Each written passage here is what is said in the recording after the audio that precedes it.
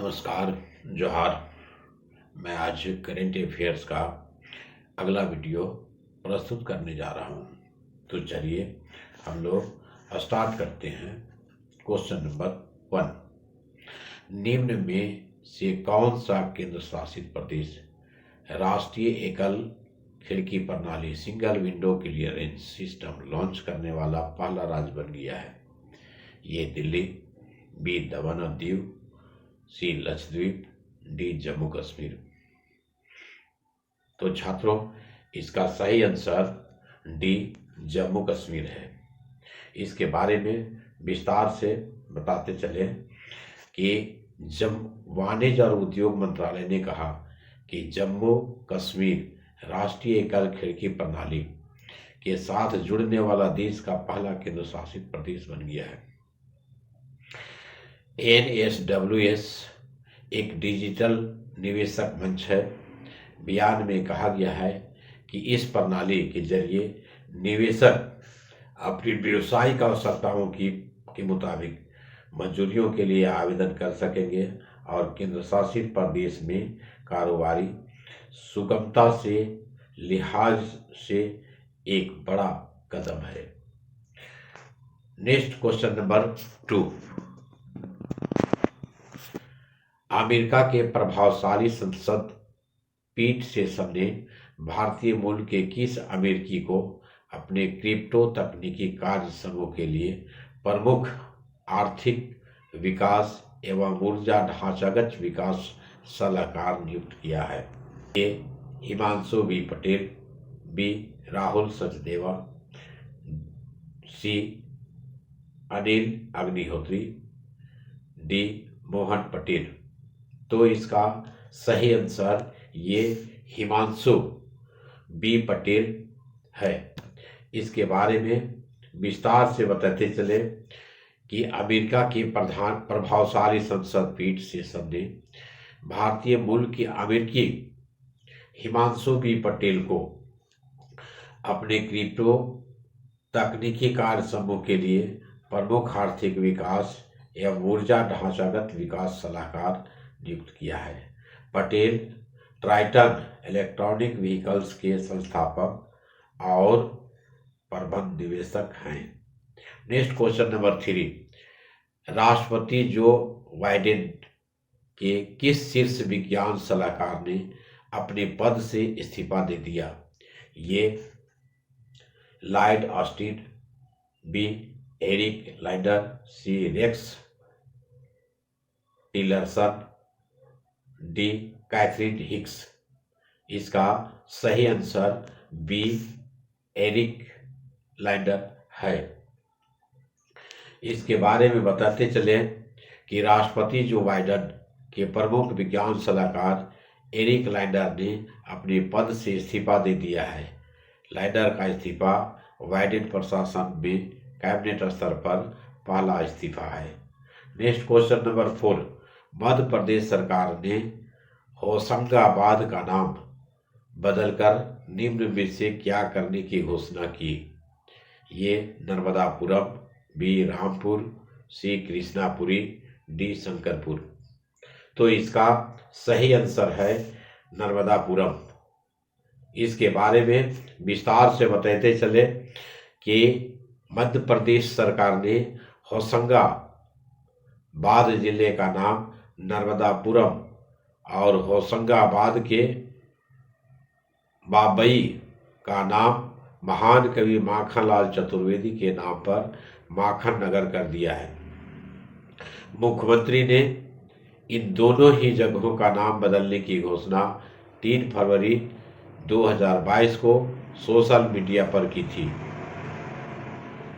उसी को आगे बढ़ाते हुए नर्मदा जयंती पर होशंगाबाद का नाम बदल दिया गया है और उसका नाम नर्मदापुरम रखा गया है।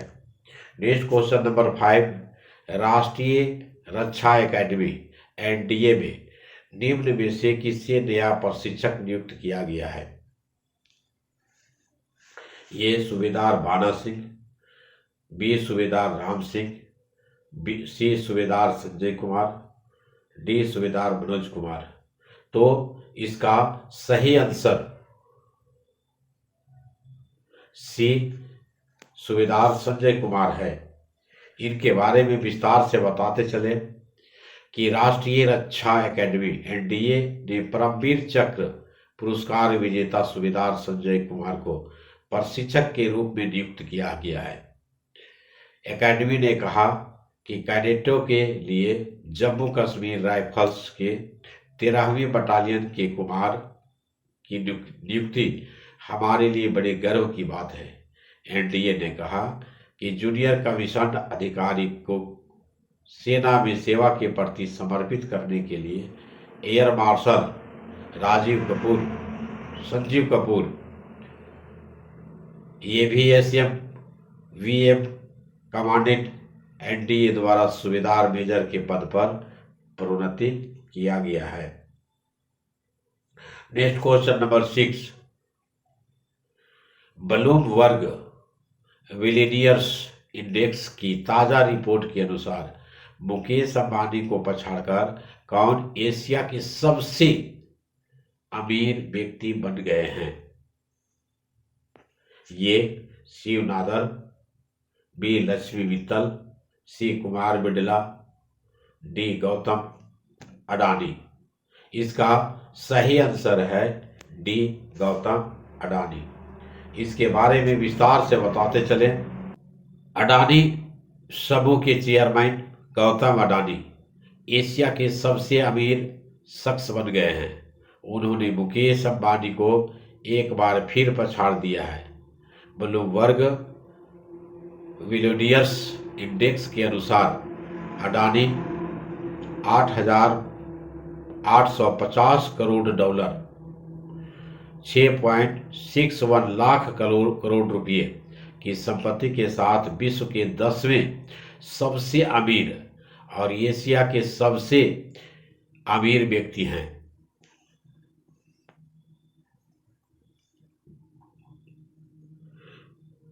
इसमें पहले नंबर पर एलन मस्क, दूसरे नंबर पर जेफ बेजोस, तीसरे नंबर पर वार्डन अर्नॉल्ट, चौथे नंबर पर बिल गेट्स, पांचवें नंबर पर लैरी पेज, छठे नंबर पर सर्गी ब्रिन, सातवें नंबर पर वॉरेन बफेट, आठवें नंबर पर स्टीव बाल्मर, नौवें नंबर पर लैरो एलिसन इत्यादि हैं।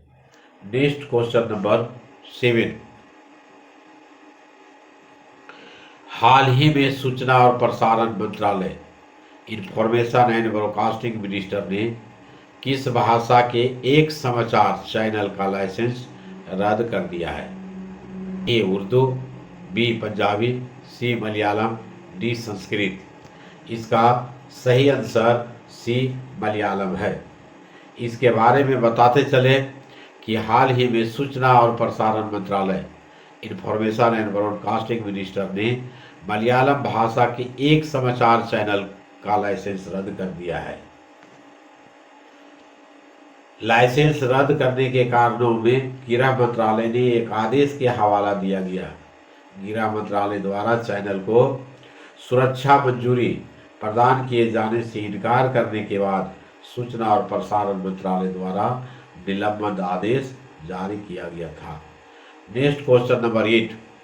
भारतीय विज्ञान संस्थान बेंगलुरु ने भारत में किस नामक सबसे शक्तिशाली सुपर कंप्यूटरों में से एक को कमीशन किया है?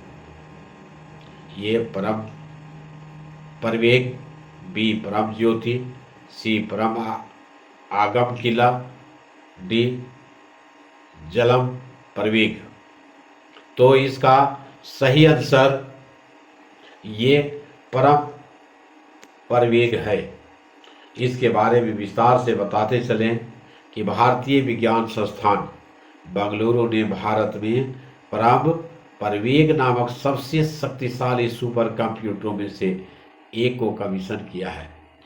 परम परवेग सुपर कंप्यूटर में 3.3 पेटाफ्लॉप्स की सुपर कंप्यूटिंग क्षमता है।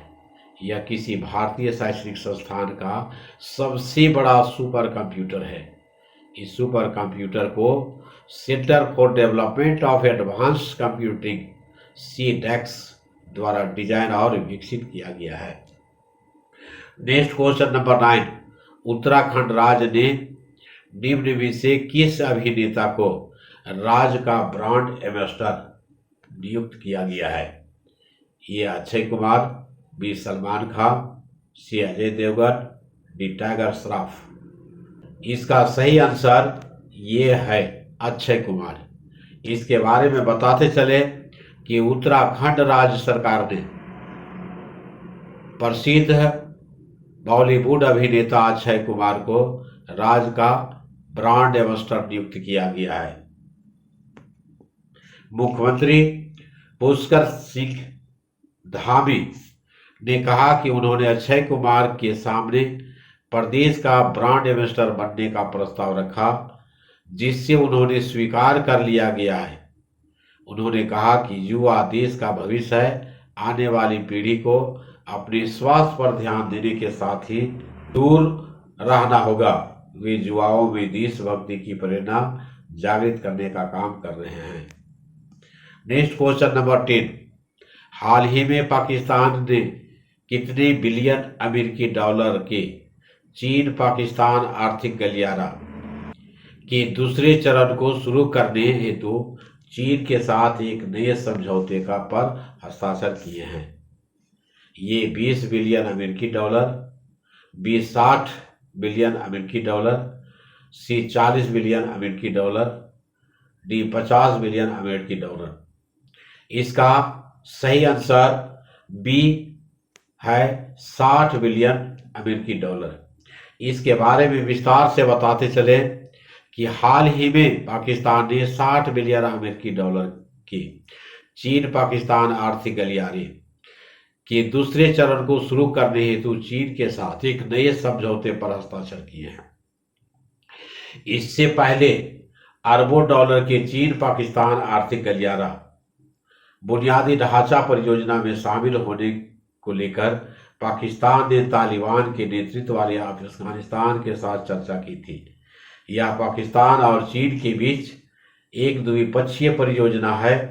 इसका उद्देश्य ऊर्जा, औद्योगिक और अन्य बुनियादी ढांचा विकास परियोजनाओं के साथ राजमार्गों, रेल एंड पाइपलाइंस के नेटवर्क द्वारा पूरे पाकिस्तान में कनेक्टिविटी को बढ़ावा देना है। तो छात्रों, आज का वीडियो यही समाप्त। सबों को बहुत बहुत धन्यवाद। पुनः मिलेंगे नेक्स्ट वीडियो में।